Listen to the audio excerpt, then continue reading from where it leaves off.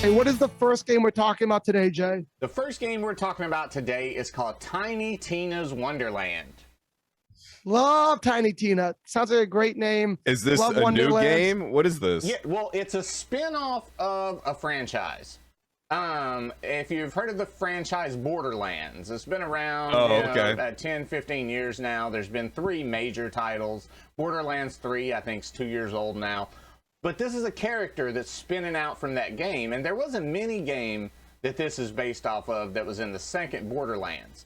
And Tiny Tina is one of the characters. And once you learn her story, you're like, oh, shit.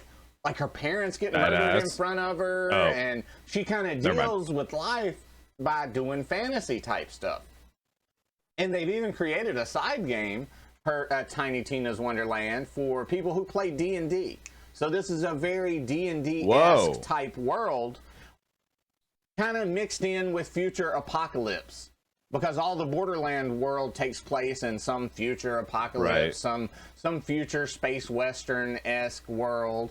And then Tiny Tina's some person who, you know, her parents got killed. She's a little bit off in the noggin, and she likes to blow stuff up and play games. And this is her game. And so she's fun. Yep. Sam, did you ever have a D&D phase or a blowing stuff up phase or a Tina phase? Maybe Tina Turner phase from Very Odd Parents for some reason. Blowing up, we did like Timmy Turner.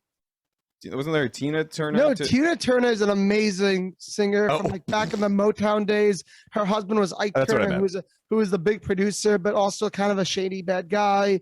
And Tina, yeah, and she also acted. Remember, she was in that Mel Gibson movie, Thunderdome, Mad Max Thunderdome. She was in that too. Oh yeah. Oh, she is in that. She's like a fucking legend, dude. Tina Turner, great singer, great actress, and a hell of a Lamaze teacher.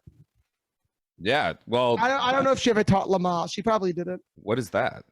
Lamaze, like when you're pregnant, you take a class and they tell you how to breathe properly. Like, oh, that's what that's called. Yeah, and if I was a pregnant lady and Tina Turner was available, I'd hired her in a heartbeat to be my Lamaze teacher. She'd be a good coach. Yeah, if you could pick anybody to be a Lamaze teacher, who'd you pick? Go. Come on, Jay. Wait, what? Huh? I said if you could pick any celebrity to be a Lamaze teacher, who'd you pick? Oh, let's see. Russell Brand. That's a good one. He would be. Choice. He's flexible. He knows his breathing. Yeah, that's a great one. He just looks like he has soft hands.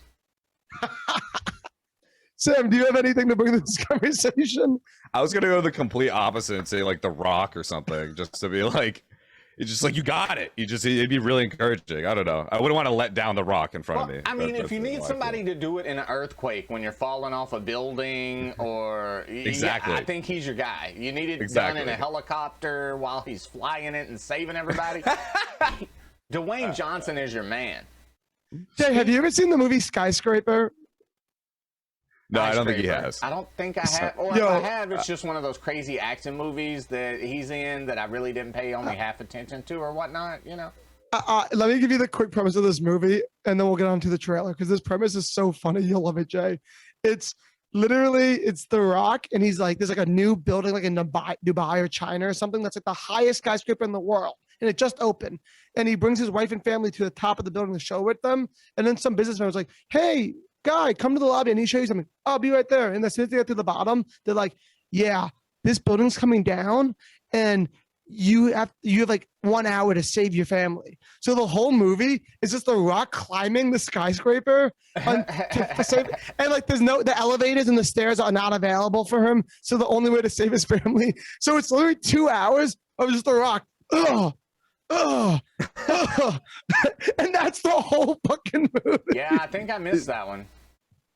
You gotta watch it. Were you not referencing that? Was that not what you were referencing with The Rock? I mean, isn't that half his movies? I think I was referencing like the Earthquake in LA movie that he was in or something. I mean, damn near the same movie. That's true. It still had skyscrapers and him trying to save people. I don't know.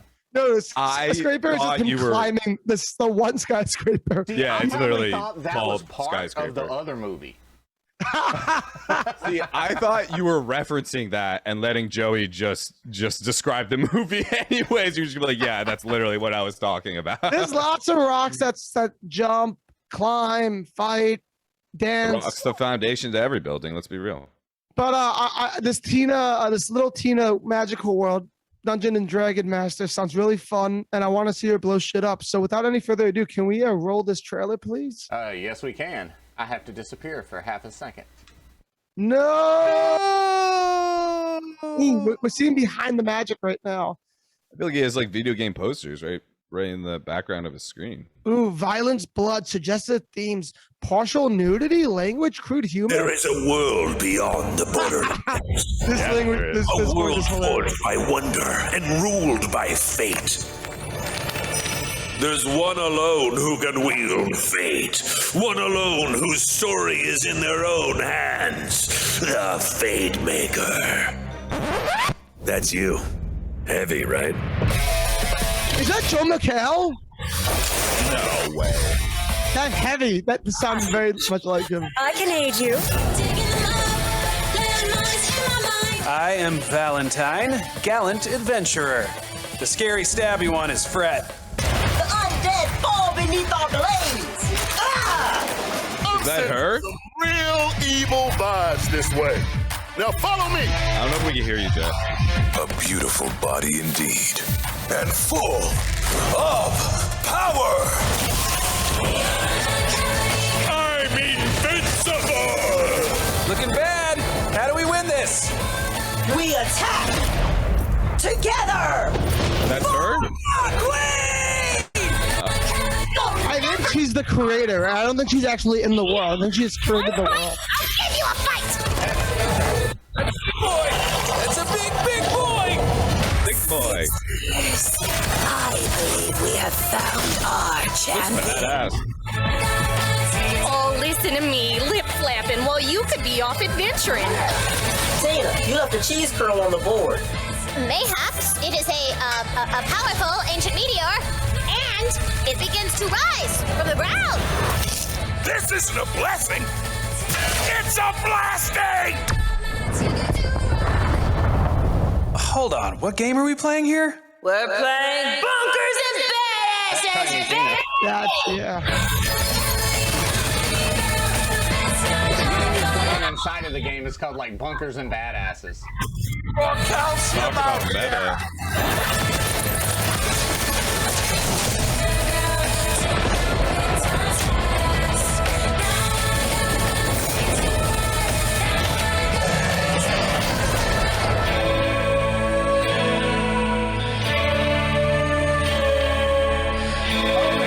March, my bad. Jay, you sandbag. What do we do now? Wait, let's give Jay a second. Pause. Jay, can you hear us? Jay, you're back, right? Yes, I'm back. Jay, you sandbagging son of a bitch. You come on our show, you're mixing up the whole genre, and you're telling us that we're watching February video game trailers, and that's coming out March 15th. 25th. I can't help they moved it back a month. I didn't know. You're unreliable. I know, man. This is embarrassing. I chose these trailers while I was in my car, so I don't want to hear that shit. Motherfucker, you said you were gonna send it to us Thursday. You said you were gonna send it to us Thursday. Tina's Wonderland, which is like an epic kind of fantasy spin-off game from the Borderlands series. I guess we're in Tiny Tina's world now. Dungeons and Dragons formula. So in today's video, I want to talk about hire Jay to produce your podcast. Hey, he's doing a one-man show. I know. Not fair.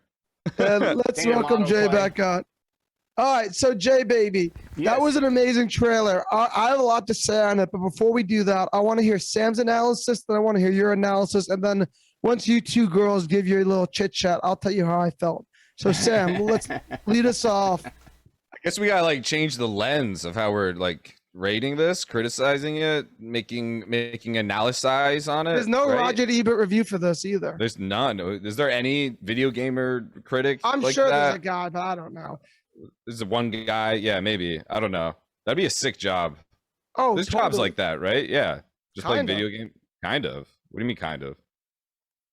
I mean, half of You don't Twitch know. is people playing video games for a living, so. Well, I guess like being the tester. So Sam, initial thoughts, go. I think it was cool. I think it showed cool gameplay. I think that the animation was sick. I'm a big voiceover guy. The guy in the beginning doing the narration was like a little aggressive, but then it became all playful because that's like kind of the theme of the video game, I imagine, right? It's like playful, but also like a shooter. And I feel like I got a good if I didn't know Borderlands, I already got a nice feel of like what the game is like. It was good. I just like didn't understand, like wouldn't have understood the premise if it wasn't for Jay explaining it before. You know what I mean? But other than that, like it's hard to try. That looks fun. I want to play that. You know, it doesn't seem so. Sam will play it. That's good. Jay, how do you feel about it? Oh, I think it's great. I'm a fan of D&D style games anyway, and this kind of mixes the craziness of Borderlands, which is meant to be a looter shooter kind of game where you're always grabbing new gear and you're always killing a bunch of hordes of things, but it's one of the more comical ones. And that's one reason why I really brought it up today, you know, as one of our trailers, because, you know, hey, we're a comedy place, and any of the Borderlands games had very comical things. I mean, one of the best things about those games is building really badass weapons so you can cause bigger explosions. And that's kind of Tiny Tina's thing, is even though she lives in her own little fantasy world because she's dealing with a lot of traumas, she likes to blow things up. I love things that blow stuff up. My favorite character from the movie Accepted is that one guy who's like, "What do you want to major?" And he goes, "I want to blow things up with my mind." You related to that guy? I didn't say related to him, but I like to see it. I like to know it. And those are the people I root for in life. Big fan of the Unabomber. He's like the all-time blow things up guy. And honestly, do a little deep dive in the Unabomber. I feel like he's a little justified. He's kind of funny, kind of cool. You watch that wacky. TV show, and I've never seen a TV show. There's a TV show about the Unabomber? Yeah, I think it's called Unabomber or something like that. It's on Netflix. They make you side with him. They make you. Well, wait, that's so cool because I've always sided with the Unabomber my whole life, because when I was like in middle school, I don't know if you should ever say that. So no, let me.